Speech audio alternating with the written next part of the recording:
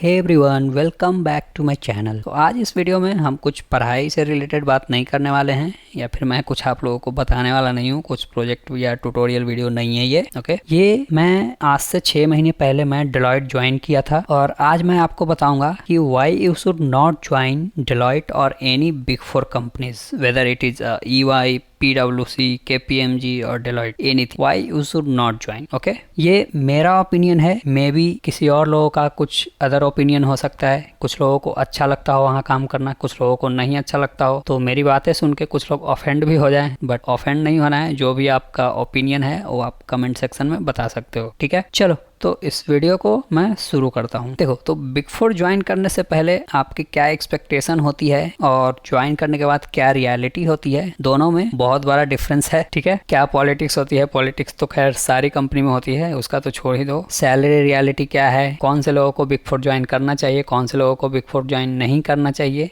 वो सारी चीज़ें इस वीडियो में हम लोग आज बात करने वाले हैं। तो मेरे पास काफ़ी मल्टीपल ऑफर्स थे काफ़ी सारे कंपनी से। मैंने इंटरव्यू क्वेश्चंस के वीडियो भी बनाए हैं मल्टीपल कंपनीज के, जो मैंने इंटरव्यू दिए थे और जिससे मेरा ऑफर आया था, ठीक है। डेलॉयट ज्वाइन करना मेरी सबसे बड़ी गलती थी, मैं सबसे बड़ा रिग्रेट मानता हूँ उसको। जबकि मेरे पास काफ़ी अच्छे कंपनी के भी ऑफर थे, मुझे वहाँ जाना चाहिए था, लेकिन डेलॉयट मैंने ज्वाइन किया था कि प्रोफाइल काफ़ी स्ट्रांग हो जाता है। अगर आप वहाँ 1 साल काम कर लेते हो, 1.5 साल काम कर लेते हो, तो आप दूसरे कंपनी में अप्लाई करोगे तो इजीली वहां से कॉल आ जाता है, ठीक है। इसलिए मैंने डेलॉयट ज्वाइन किया था। इसके अलावा मेरे को कोई इंटरेस्ट नहीं था वहां काम करने का। और ये वीडियो आप एंड तक देखना, क्योंकि लास्ट में मैं वो चीजें बताऊंगा जो मुझे किसी ने नहीं बताया था ज्वाइन करने से पहले, ठीक है। तो सबसे पहला चीज कि there are 2 different entities for Deloitte. One is Deloitte India and the second one is Deloitte USI. So अगर आपको ऑफर मिलता है डेलॉयट इंडिया से, तो सबसे पहले ऊपर कॉर्नर में आपको लिखा रहेगा Deloitte south Asia LLP। South Asia LLP means Deloitte India, और यूएसआई का अलग रहता है, ठीक है। तो यूएसआई में आप ज्वाइन कर सकते हो, क्योंकि वहाँ सैलरी और पैसे वगैरह कुछ वहाँ अलग सीन होता है, वहाँ आपको ज़्यादा मिल जाएंगे और हर डिलीवरेबल पे आपको वहाँ पे बोनस मिलते हैं। जबकि डेलॉयट इंडिया में कुछ भी नहीं मिलेगा। डेलॉयट इंडिया में सिर्फ आपको सैलरी जो रहेगा वही सैलरी मिलेगा, उसके अलावा कुछ भी नहीं मिलेगा, 1 रुपये भी नहीं, ठीक है। और डेलॉयट इंडिया में आप मोस्टली इंडियन क्लाइंट के साथ काम करोगे, एशियन क्लाइंट के साथ काम करोगे, और एशियन क्लाइंट आपको पता ही होगा कि किस तरह से काम करते हैं, मतलब no professionalism and all the things. तो ये चीज़ मेरे को पसंद नहीं आया था, और स्टार्टिंग में ये चीज़ें मुझे नहीं पता था कि डेलॉयट इंडिया और डेलॉयट यूएसआई अलग अलग एंटिटीज़ है। तो मैंने ज्वाइन किया, और जब हम लोगों का इंडक्शन प्रोग्राम हुआ वहाँ पे, तो उसमें बताया गया कि देयर आर 2 डिफरेंट एंटिटीज। तो मैंने सोचा कि मेरा तो भाई यहाँ कट गया, मैं तो फंस गया अच्छी तरह से यहाँ। तो अब कुछ कर नहीं सकते, इंडक्शन प्रोग्राम हो गया आपको, तो आप ऑलरेडी कंपनी ज्वाइन कर चुके हो, तो 2-3 दिन में तो छोड़ के जा नहीं सकते कंपनी, ठीक है। तो कोई ऑप्शन नहीं था वहाँ पे। बट स्टार्टिंग में मुझे लगा कि अब तो डेलॉयट में आ गए भाई, अब ग्लोबल एक्सपोजर मिलेगा, काफ़ी अच्छे प्रोजेक्ट्स पे काम करेंगे, स्मार्ट लोगों के साथ काम करने को मिलेगा। बट ऐसा नहीं है उसमें। बस किसी भी कंपनी, अगर आपको लग रहा है कि ये ब्रांड है, बहुत बड़ी कंपनी है, तो ब्रांड सिर्फ बाहर से ही दिखता है, सिर्फ ग्लैमर सिर्फ बाहर से दिखता है कंपनी का, अंदर सबका सेम हाल है। और ज्वाइनिंग के फर्स्ट वीक में ही आपको सब कुछ मिल जाएगा, office laptop, welcome kit, orientation, corporate vibe, and you will also get your ID card and your NFC card, okay. उसके बाद जैसे ही आपको फर्स्ट प्रोजेक्ट मिलता है, आपको सबसे बड़ा रियलिटी स्लैप लगेगा, ठीक है। क्योंकि client deliverable within 3 days, data incomplete, then if you are working as a data engineer, I am talking, requirements unclear, manager busy, और आपको बोला टेक ऑनरशिप। सो मेरा मतलब जब मैं ज्वाइन किया था, तो यहाँ पे मेरा 3.3 ईयर्स की एक्सपीरियंस पे मैंने ज्वाइन किया था, ठीक है। तो जब मुझे प्रोजेक्ट मिला यहाँ पे, तो वो टोटली स्क्रैच डेवलपमेंट प्रोजेक्ट था, उसमें कुछ भी नहीं था। There are basically 2 types of project in all the corporate company. One project is already some existing project is there and they want to add some additional features and all, then you just change those things in the existing project and all the things. And the second one is totally a scratch development project. There is nothing there, you have to build by your on. Okay, और यहाँ पे हमारा manager है, नाम नहीं बताऊंगा मैं, but I don't know how he has came into this company, because I am saying like he does not have that much of understanding and that much of experience जितना कि मैनेजर का होना चाहिए। He is not able to understand any technical things, he is not able to understand any English communication. I don't know, that's I am telling like how he came into this company. और यहाँ पे as a data engineer there are basically multiple teams. For the front end there are other teams, for the back end there are other teams, for the designers there are other teams, for the data engineer there are other teams. So I was working as a data engineer. In the data engineer there are basically 3 people including me, and one is senior consultant, I am working as a consultant, and one is intern. So basically senior consultant has worked previously as a data analyst, so she does not have that much of exposure on the Databricks or the Azure cloud. She basically just keep building those things as per the coding level and all the things, but whatever I have to manage all the things inside the Databricks and the Azure cloud and all that I was managing alone in the data engineering. No one was there. Even the manager is don't know even a single things about the Databricks and the cloud. Even for the infra setup, I sat with the client around 6 to 7 hours per day, regular 1 week, to set up the infrastructure and all the things. तो ये सारी चीज़ें होती है। मतलब आप यहाँ पे अगर कंसल्टेंट हो तो आप सॉल्यूशन आर्किटेक्ट की तरह आपको काम करना पड़ेगा। If you don't have that much of knowledge और if you are not able to grasp the knowledge easily, then you should not come in this company. मैं रात को 4-5 बजे सुबह तक काम किया हूँ continue. So work life balance आपको अभी पता चल रहा होगा।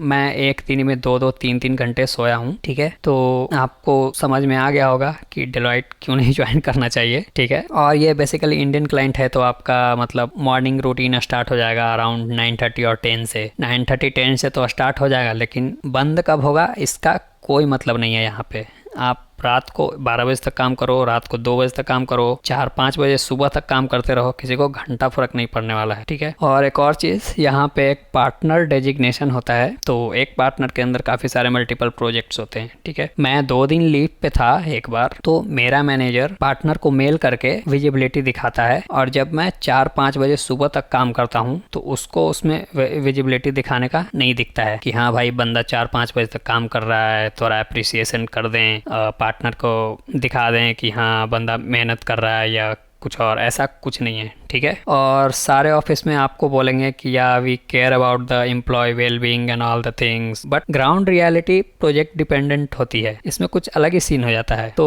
मेरा रूटीन क्या होता है मैं बता देता हूँ। मॉर्निंग 9:30 पे लॉगिन करता हूँ, मीटिंग्स होते हैं, क्लाइंट कॉल्स होते हैं, इंटरनल सिंकअप होता है, स्टेटस अपडेट लिया जाता है, डेक प्रिपरेशन होता है, डेटा करेक्शन होता है, एंड लेट नाइट रिविजन चलते रहता है कि क्या क्या हमने किया और क्या बचा हुआ है। कुछ बचा हुआ है तो आप रात भर बैठ के करो उसको, ठीक है। Weekend, even I have worked on the weekend as well, Saturday Sunday whole day. Even the Saturday Sunday I have also work till the late nights, like around 1 AM और 2 AM on the Saturday Sunday as well. लेकिन उसमें किसी को कुछ visibility दिखाना नहीं रहता है। और सबसे डेंजरस चीज ये होती है कि लोग बोलना नहीं चाहते हैं इन सारी चीज़ों के बारे में, बोलने में डरते हैं। और धीरे धीरे जैसे ही चीज़ें बढ़ती है आप लोग इसको हैबिचुअल मान लेते हो कि हाँ ये सब तो नॉर्मल है, सारे कॉर्पोरेट में ऐसे मिलेंगे। तो ऐसा नहीं करना है, आप आवाज़ उठाओ, आप हायर कमेटी के पास मेल भेजो कि ऐसा ऐसा हो रहा है, मेरा हेल्थ इम्पैक्ट हो रहा है, ये चीज़ें मुझे प्रॉब्लम हो रही है। आप मेल करके देखो एक बार, अगर मानते हैं तो ठीक है, नहीं मानते हैं तो फिर अदर ऑप्शन है आपके पास, अदर ऑप्शन देख सकते हो आप। और मेंटल प्रेशर और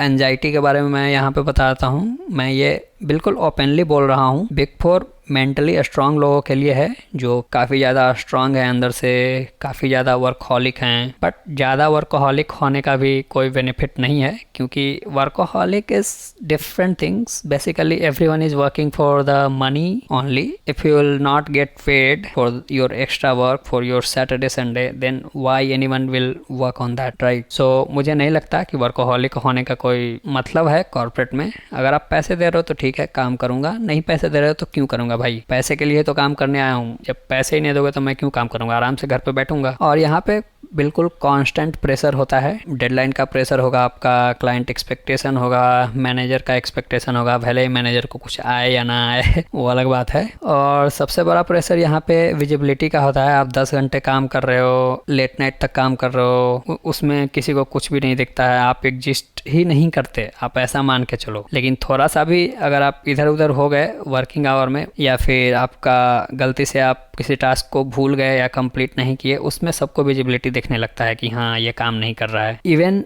मैनेजर आपको सैटरडे संडे को अगर आप लैपटॉप पे अवेलेबल नहीं हो, आपको मोबाइल पे कॉल करके बोलेगा कि ऑनलाइन आ जाओ, काम करना है। ये होता है बिग फोर में। ये मेरे को बिल्कुल पसंद नहीं है। ऑफिस का चीज़ें मैं लैपटॉप तक ही रखता हूँ, मोबाइल में मैं घुसने नहीं देता हूँ किसी चीज़ को। I hate this things. I don't want to include office things in my phone. Now the performance rating game. तो ये पार्ट आई थिंक सारे कंपनी के लिए इम्पॉर्टेंट चीज़ होता है कि आपको काम करने से आपको किस बेसिस पे रेटिंग मिलता है on all. So big four में अप्रेजल सिस्टम स्ट्रक्चर थोड़ा अलग होता है, और इसमें है कि आप हार्ड वर्क कर रहे हो तो हाई रेटिंग आपको नहीं मिलेगा। मतलब कोई मतलब नहीं है हार्ड वर्क करो या फिर काम मत करो, सबको सेम है। सारे कंपनी का आई थिंक सेम ही होता है। पिछले कंपनी में मेरा सेम ही था। रेटिंग डिपेंड करता है आपका मैनेजर आपको कितना पुश करता है, आपका विजिबिलिटी लेवल क्या है, आपका पॉलिटिकली कितने स्मार्ट हो, या फिर प्रोजेक्ट कितना हाई इम्पैक्ट था। कभी कभी आप जान लगा देते हो लेकिन रेटिंग एवरेज ही मिलेगा आपको, ठीक है। और फिर आप सोचते हो कि मैं काम करूं या ना करूं। तो आप ऐसा अगर सोच रहे हो कि मैं मतलब रात भर काम कर रहा हूँ तो मुझे रेटिंग अच्छा मिल जाएगा, अप्रेजल अच्छा मिल जाएगा, पैसे इंक्रीज हो जाएंगे, नहीं भाई, ऐसा नहीं होता है कॉर्पोरेट में, ठीक है। रात भर काम करने से कुछ नहीं होगा, सिर्फ आपका हेल्थ खराब होगा। तो ऐसे कॉर्पोरेट जॉब को मैं बोलता हूँ जितना काम रहे उतना ही करो, ज़्यादा वर्कोहॉलिक बनने की ज़रूरत नहीं है, और जितना जल्दी हो सके ऐसे कॉर्पोरेट से निकलो। तो अब मैं बताता हूँ आपको कि why you should not join any big four. Okay, देखो, अगर आप स्टेबल रूटीन चाहते हो, ग्लोबल क्लाइंट के ग्लोबल तो छोड़ ही दो, मतलब डेलॉयट यूएस जाओगे तो ग्लोबल क्लाइंट के साथ काम कर सकते हो, ठीक है। मतलब आप स्टेबल रूटीन चाहते हो, मतलब कि लेट नाइट तक आपको काम नहीं करना है, या फिर आप काम नहीं करना चाहते हो वीकेंड्स पे, तो स्टेबल रूटीन चाहते हो तो आप दूसरे कंपनी चले जाओ। बिग फोर में कभी भी भूल के भी मत जाना। आप 9 to 5 माइंडसेट तो लेकर जाना ही मत बिग फोर में, ठीक है। 9 to 5 जैसा कुछ होता नहीं है बिग फोर में, ठीक है। आप मेंटल पीस को प्रायोरिटी देते हो तब आपको नहीं जाना चाहिए बिग फोर में। आप पॉलिटिक्स से अनकंफर्टेबल हो तो पॉलिटिक्स तो खैर सारे कंपनी में होता है, तो आपको मैनेज करना पड़ेगा, आपको सीखना पड़ेगा, ठीक है। आप सिर्फ ब्रांड के लिए आ रहे हो तो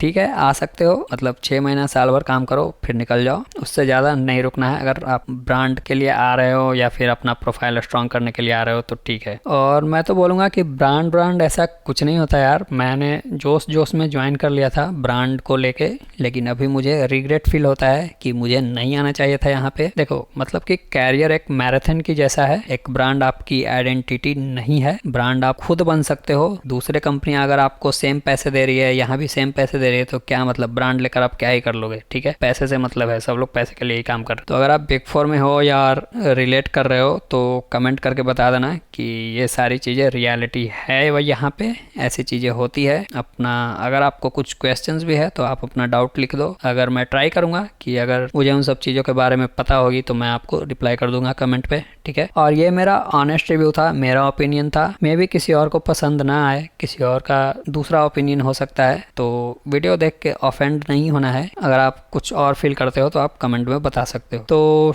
ठीक है, इस वीडियो को इतना ही रहने देते हैं। बाकी मैं मिलता हूँ नेक्स्ट वीडियो में जल्दी ही। और इस कंपनी में मुझे 6 मंथ हो गए हैं, तो मैं भी दूसरा कंपनी के लिए प्रिपेयर कर रहा हूँ, तो जल्दी यहाँ से निकलेंगे, ठीक है। तो चलो मिलते हैं नेक्स्ट वीडियो में, तब तक के लिए thank you and bye bye.